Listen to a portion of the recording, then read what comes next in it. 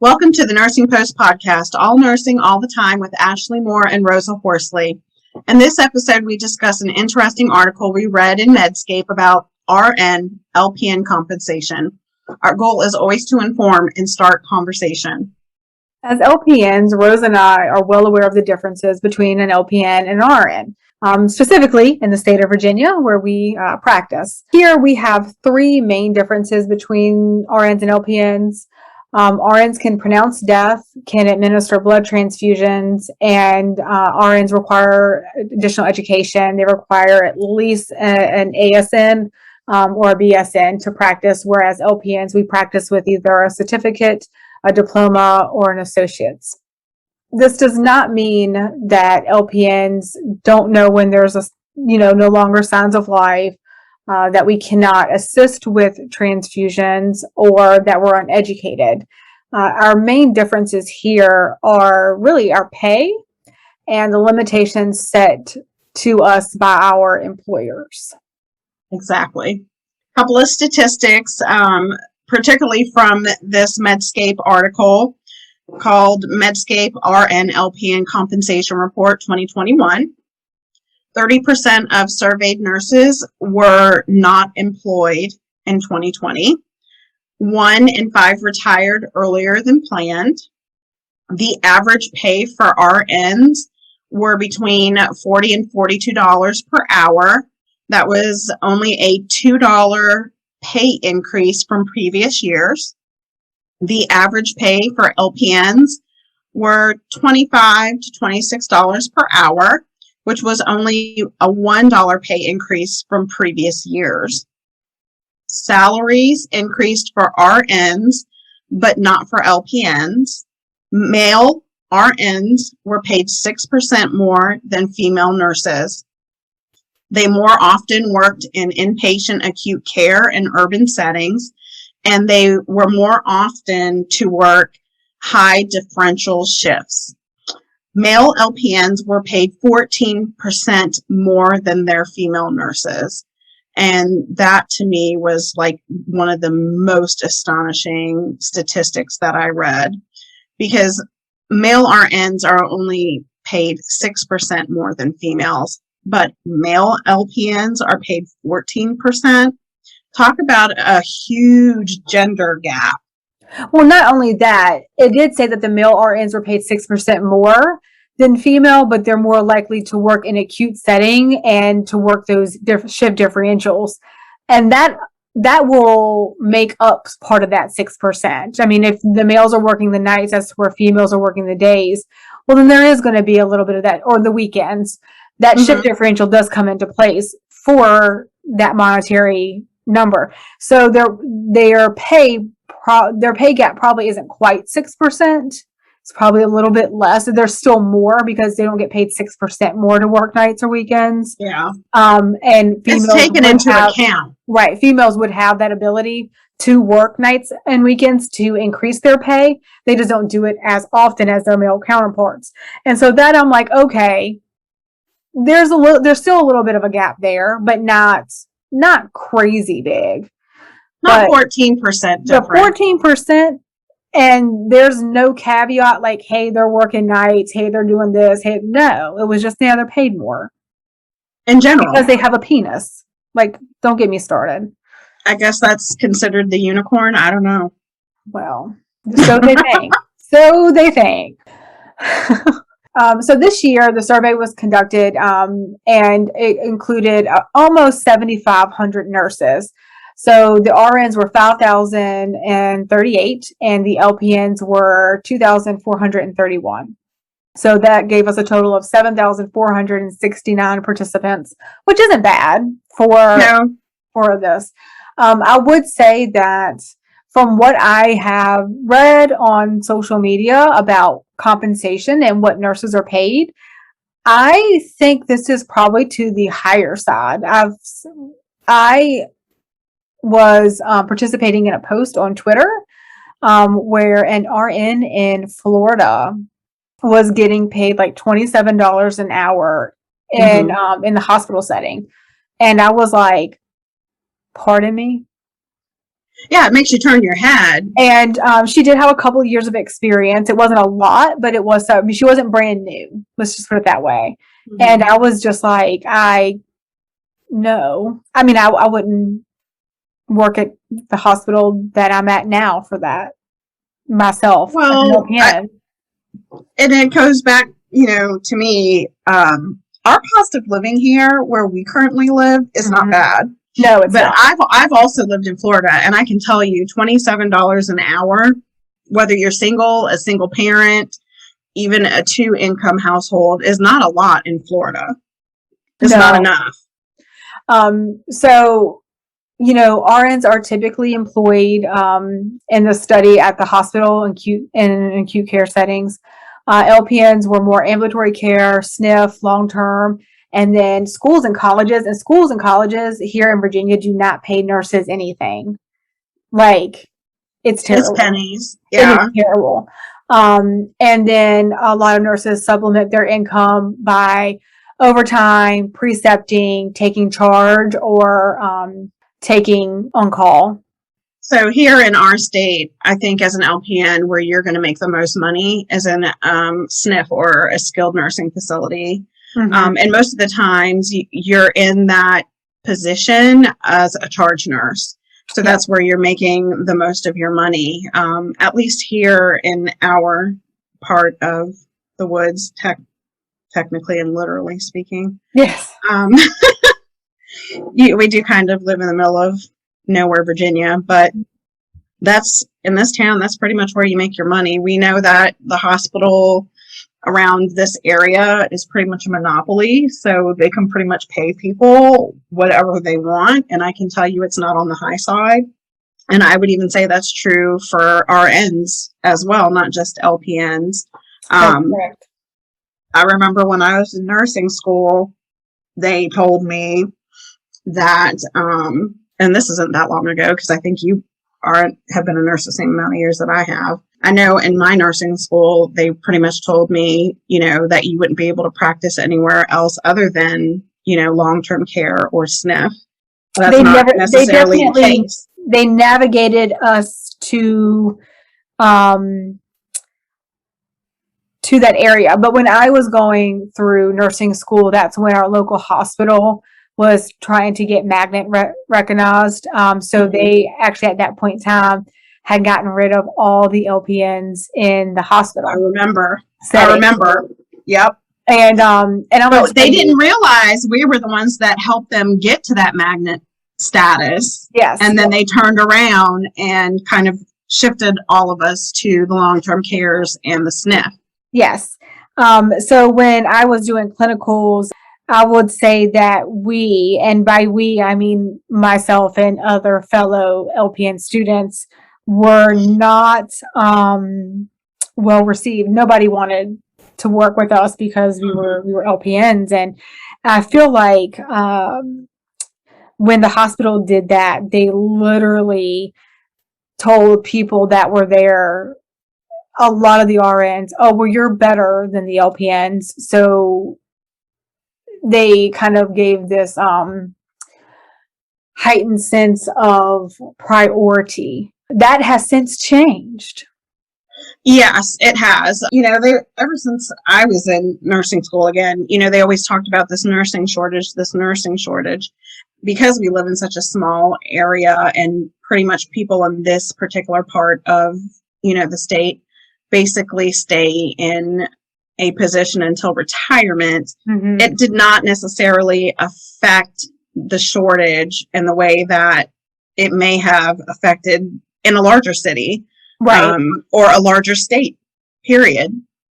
So it's interesting because now that nursing shortage has caught up, and like you said, it's no longer the case, that magnet status here in the hospital where it's only RNs only pushing for higher education. Because at one point, an ASN was not good enough for the hospital. They were forcing nurses who had an ASN to go back and get their BSN. Yes. If not, they had a certain amount of time, and if they did not reach that BSN within that certain amount of time, they were going to be laid off. So They Or pretty they would much have to step down from their position. Yep. lead positions. And so for the longest time, that was the case. But like you said, since then, it's changed. Now you can find LPNs in this area, in the hospital. We're still not paid like we should be paid. But I've also lived in other areas in this state, and I can tell you for certain that I have seen LPNs in NICUs and in every other, specialty that's in a hospital. Yes. So it just goes to show sometimes how small-minded cities and communities continue to be small-minded. Oh, absolutely. And like you said, it wasn't just towards necessarily LPNs. It was very specific. Like, oh, if you just have your diploma as or your ASN as a RN, it wasn't enough. Like, I remember them saying, I'm going back to school and accumulating more debt. They really weren't getting raises either. They were just getting a debt and getting a title change on their badge just to say that there were a certain amount of BSNs, MSNs, and if you want to be in certain leadership positions, you had to have your master's degree and things like that. It was more about the title. It was not necessarily about if you did the job well or not, and which is a whole other issue. It is.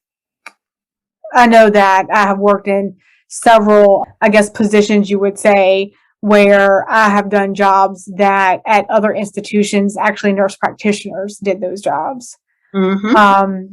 It's not necessarily about your title as much as it is about your ability to learn and adapt. In my opinion, I have met LPNs that are wonderful and great, and I have met RNs that are not, and vice versa. Absolutely. It's both ends of the spectrum. I mean, there are doctors that I would not want working on me. Like, no, thank you. No, thank you. I'll take my chances with the Grim Reaper. Thanks. So that's true facts. It's in every nurse that you come across that works in a hospital setting or even like an outpatient clinic where they're working closely with physicians or practitioners, they can give you a list of people that they do not want working on them. I have a list myself, but that's each his own. And there's different reasons why, but at some point their training was not enough. And so I will say that we're trained, I think LPNs are trained more clinical. Yes. We were trained to be more hands off, so that, RNs could be the ones to do the paperwork, do the head to toe assessments, to do, a lot of the paperwork. And I guess you can call it us doing grunt work, whatever. But, that's why when you make that comment, there are some LPNs, that know their stuff, and then there are some RNs that don't. It's also because of the education and training. If you're teaching an RN that the only thing they need to do is to be able to push a pencil to paper or a pen to paper, then they're losing out on the hands-on clinical aspect of what nursing care really is. Right. And every job that you have, get you into a certain mindset. So if you have a job that you never have like direct patient care, like an inpatient, then your skills that you did learn, you're going to lose them. You're going to lose them. They're not going to be very sharp. As sharp. Yeah. They're not going to be as sharp or fine-tuned. Yes. And you become really good at what you do in the one setting. And I think that's really important in nursing is the percentage of nurses that work inpatient is very small. There are a lot of nurses who work outpatient setting, and it doesn't matter what kind of nurse you are, LPN up to nurse practitioners. I mean, everybody's different.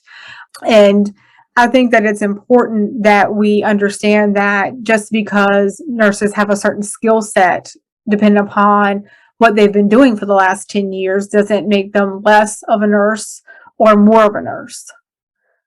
So I've asked you this in the past, just because I know we have these conversations. If I've heard so many times Rosa, you're so smart, you're so this, you're so that. Why don't you go back to school to get your RN? You should be an NP, blase this, blase that. I know you've heard the same thing. Yep. So what are your thoughts about that? You know, it's funny because I had somebody ask me that question the other day. We were talking about heart failure, and I had a question. There was a pretty complicated patient that had a lot going on with his heart. Was seeing 4 different subspecialties, and when I was actually talking to one of the NPs, and we just kind of had some questions. I had a question, he answered it, and he asked me a question, and we kind of just talked back and forth for a moment. And he just kind of looked at me at some point, and I remember him looking at my badge, Mm-hmm. and he goes, "You need to go back to school. Like, you need to go back to school." And it was just, I think it was amazing to him that I understood concepts, which I do well with. Mm-hmm.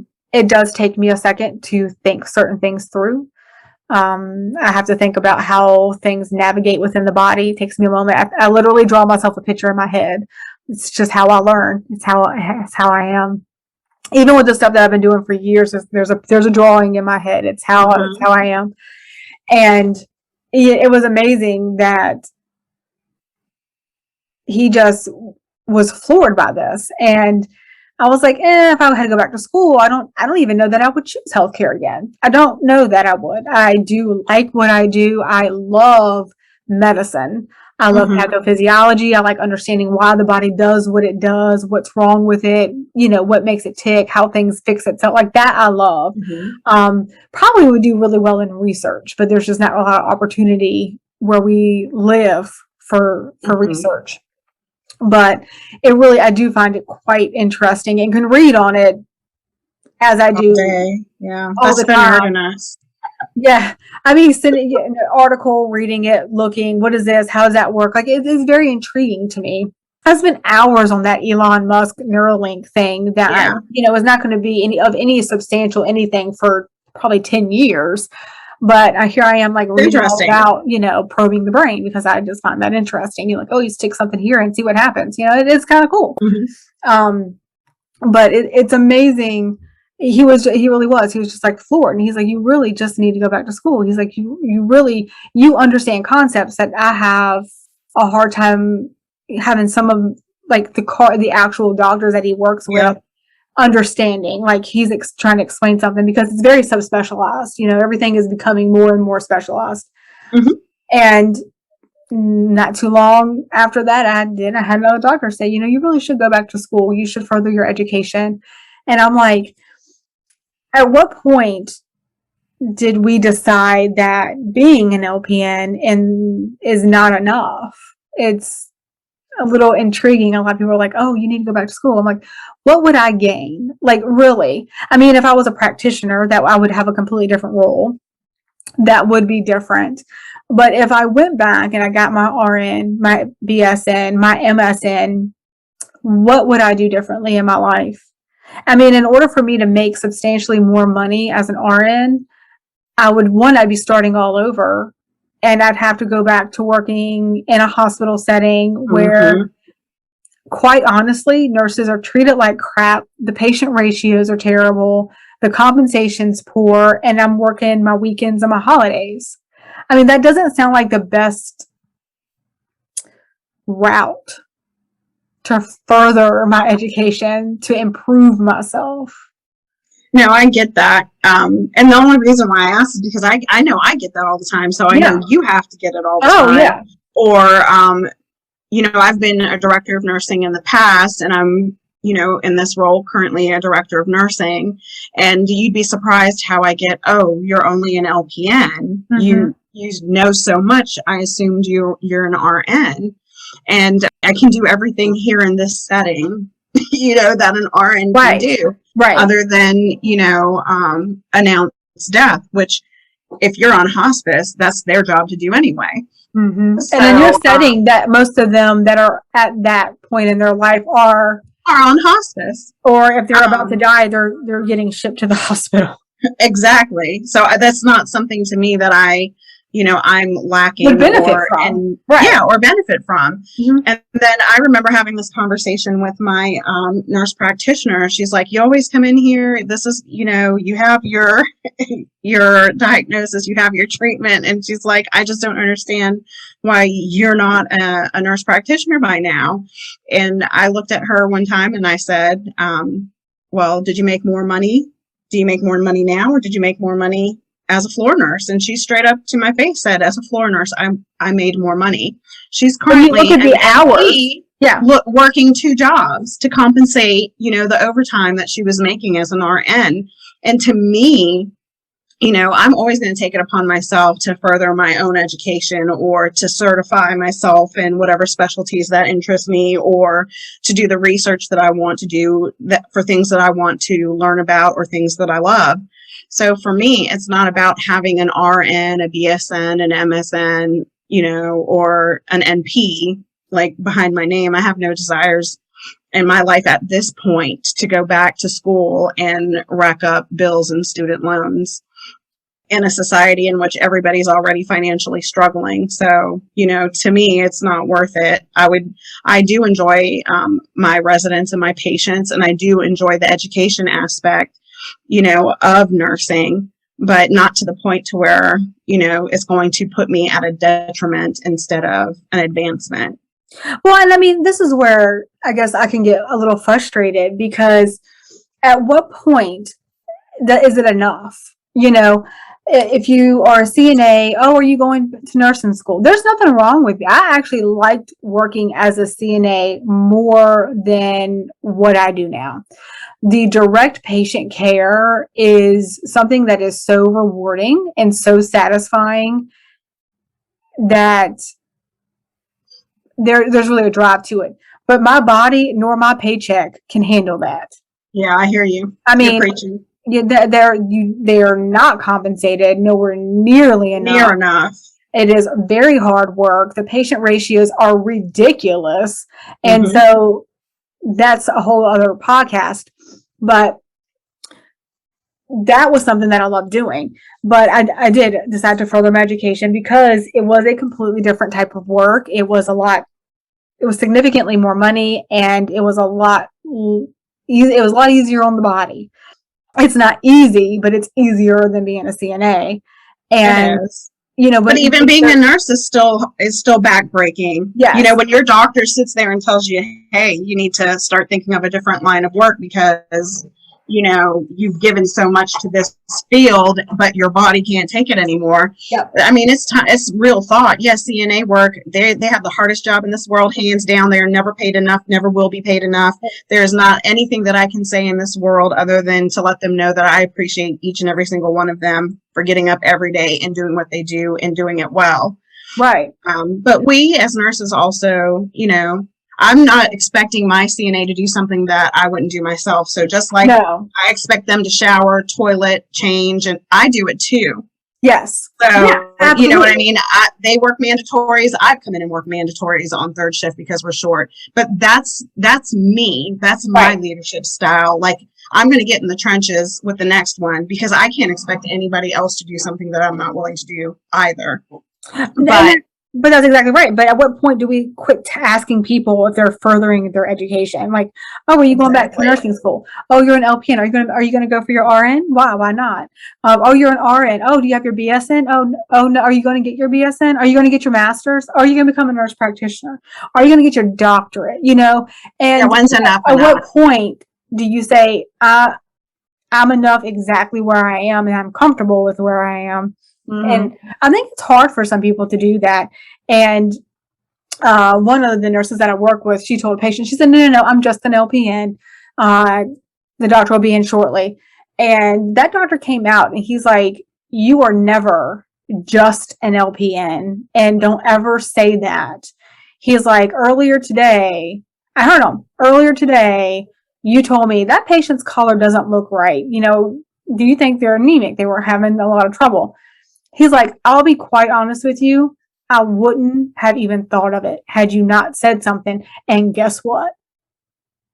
He was anemic. They were anemic and they were having issues and they were having to bleed somewhere, so off they go for that workup.